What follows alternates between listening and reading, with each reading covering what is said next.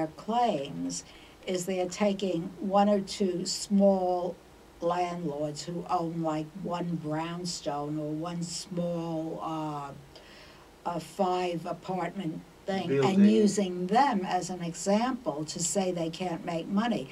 They're not talking about Leonard Litwin. They're not talking about the people who have all these Mega buildings downtown. many rental buildings. Rents are going up to $10,000 a month, $30,000, and even $60,000 a month. That is ridiculous. Some people don't even make that in 5 years.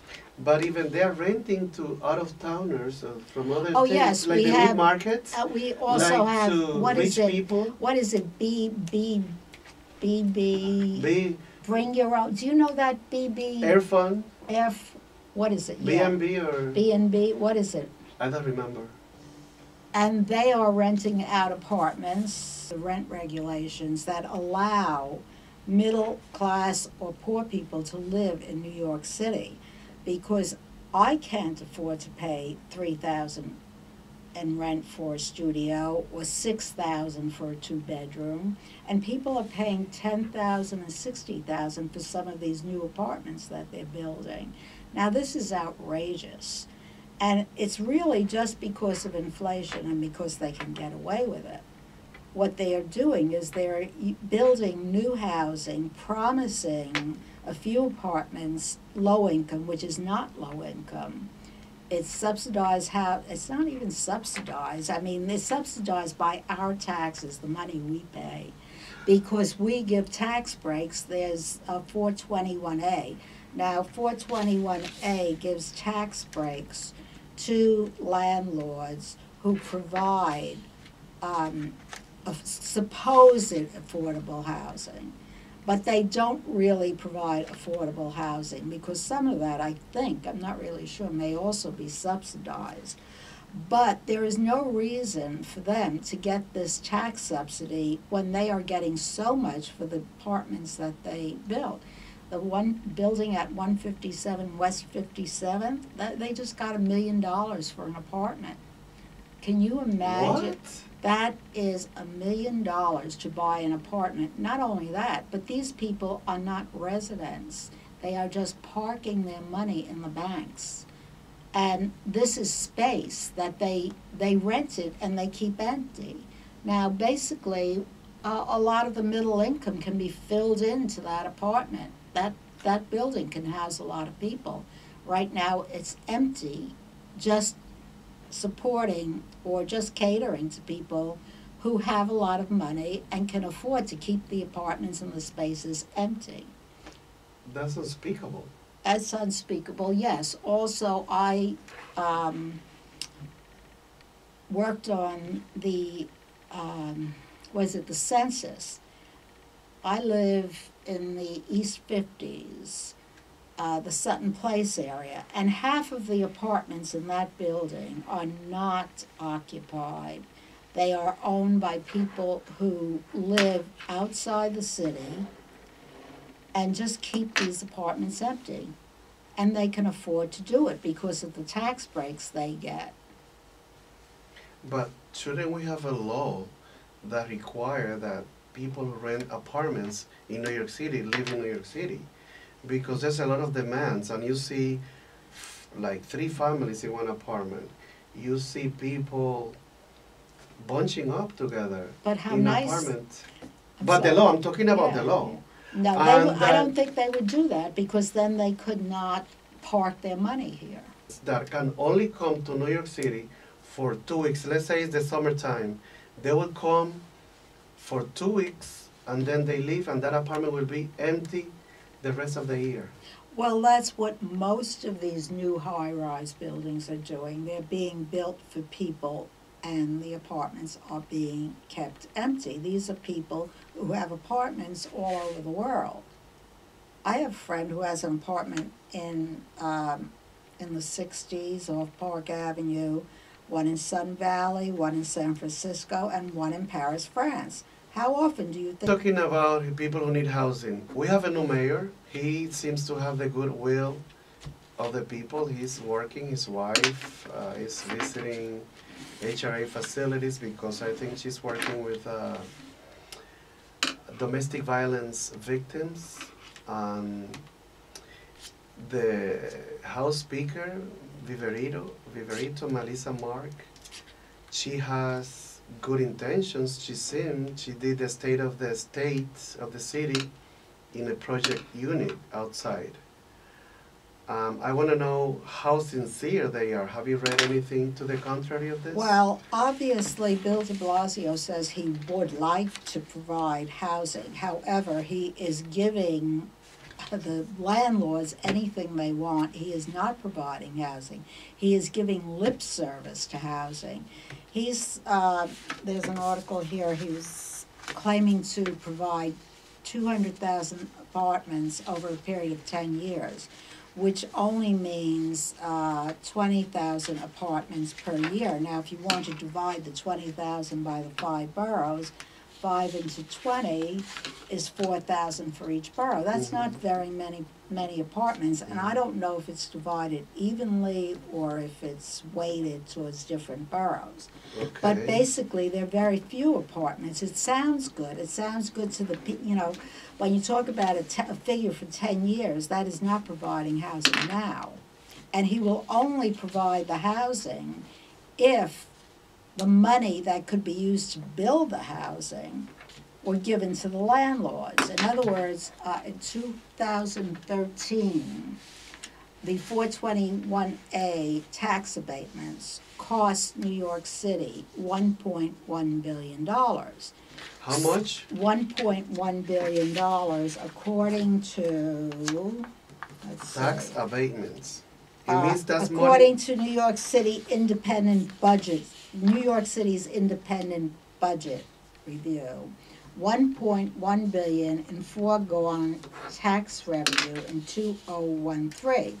Now that 1.1 billion, I think, could probably be used to build a lot more than 200,000 houses, apartments, and they can be used now instead of over a period of 10 years.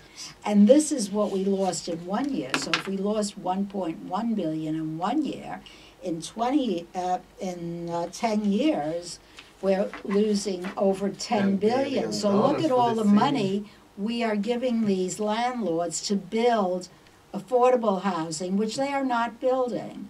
And why are the taxpayers subsidizing millionaires? But what can we do as tenants, and how can we fight for these regulations? Because we have the state senators, we have housing members, we have the House in New York City. Most of the Bronx has lower income tenants. Yes. Where are these tenants going to go? They don't care.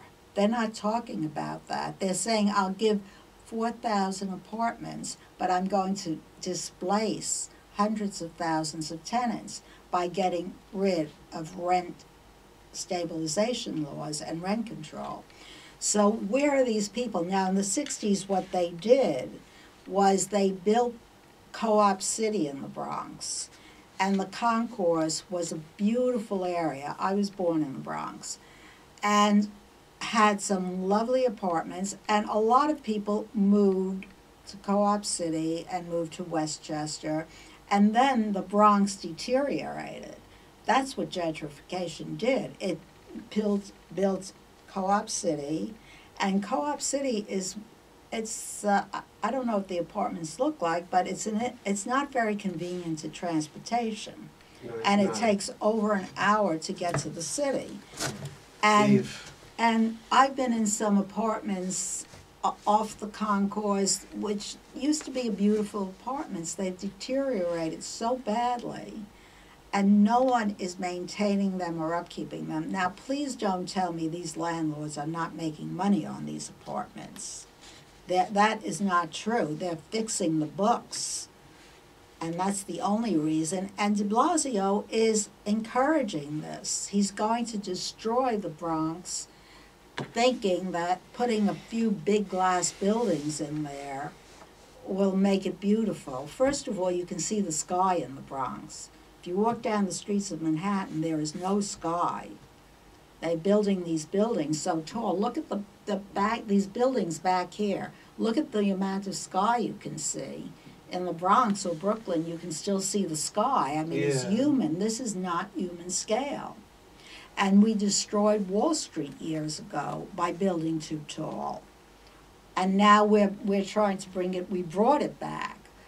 But, you know, people, would you like to live in a building that is 100 stories tall and look out your window and see someone getting undressed in the next building? I was in Trump Tower when I was a real estate broker, and beautiful apartment, very expensive, but I opened my window and I looked across and there were people working in an office building about, I don't know, 50 feet away from me.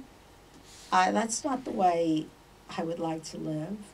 Yeah, because I keep talking to people on the streets, and we come to the same conclusion. New York is not what it used to be. No, I've been here longer than you, so I know. Yeah, you're right, yeah. It's very, very cold now. It is. It's not friendly. You walk out and you never know if the buildings that you saw yesterday will be there tomorrow. And the stores, small businesses can't afford the rents, so they go out of business completely. I know. And basically, in order to be in business, you have to have your landlord as a partner. You have to take your profit that you work for and give it to a landlord who borrowed money from the bank to buy the building. He didn't work for that money. He just took, and none of them own the property. The banks all own the property, because anything that's mortgaged is not owned. People keep telling me I own my co-op, I own my condo, and I laugh at them. They don't own anything. All they own is a piece of paper and a mortgage. They own the right to pay for the rest of their lives. And second of all, when they started co-oping and condoing, what they did was they doubled the rent. They want to call it taxes, and they want to break it down to taxes. And what do they call it when you pay your monthly fee? It's rent. Mm-hmm. Yes. They have a fancy name for it. I can't remember. But it's outrageous. All you pay the same amount you would have paid had we never had co-op for the same apartment. The maintenance fee. The maintenance fee, that's right. A maintenance fee is rent. Anyway, you're paying rent, maintenance fee, plus you're paying twice as much to the bank. And It's a ripoff. And the bank owns your building. As long as the bank holds that mortgage, the bank owns the building, not you. Like, for instance, you rent an apartment for $1,000, right? That's a regular rent. But you get some money, you hit the lottery, you save money, you marry a rich woman. So you decide to buy a condo, right? You give like a $20,000. Now, you bought this apartment, which your mortgage is like $895. Plus the maintenance is $990. You're doubling your rent. Then you're losing, so you're a slave. Maintenance is almost $1,000, and your mortgage is almost $900. You're paying almost double. And you will say that, oh, I own my apartment, my condo. But who built a majority of the buildings, the apartment buildings on Park Avenue. And in the office I found a book. It was a hard-covered book with beautiful pictures, and each page had the history of a different building on Park Avenue. And what I never realized, all those buildings were originally built as co-ops. And now I'm going back to probably the 80s. Now what happened is they were built before the Depression in the 30s, maybe some in the 20s, and they all went bankrupt. And then they were turned into rentals. And now in the 80s, they re-co-opt them. They are now very, very expensive co-ops, condos, whatever. And they are going to go bankrupt again. I predict that the same thing that happened in the 30s and 40s is happening. Actually, it's in the process of happening now. Nobody talks about it. Nobody talks about all the people who have gone bankrupt or have been evicted out of the apartments they think they own. But another issue, which it really bothers me, and I bet it bothers many people, working people like we are. In the 90s, I remember vividly, I went to many christening parties. I got a friend who got an apartment. She moved in, a guy moved in from upstate, from Guatemala, came to the United States. Those buildings were owned by people. And you gave $500 to a superintendent, you got an apartment, there was mobility, there was money. Now you give it to the bank. Exactly, that was my next point. Now, Wall Street, because Wall Street used to be good like 100 years ago. Now Wall Street is about theft and stealing money. Look at what the big debacle that we had in early 2000s with the George Bush and the theft of the money and the investment with Fannie Mae. Now nobody owns any apartment. Specifically where on 22nd, 21st Street, where Trader Joe's is now, used to be Barnes & Noble. It's a huge building, mammoth. That building stayed empty for about 3 to 4 years because they didn't want to lower the rent. Now they rented to Trader Joe's. I love Trader Joe's. They're making money. I hope they keep making money because that's a theft. It's absurd.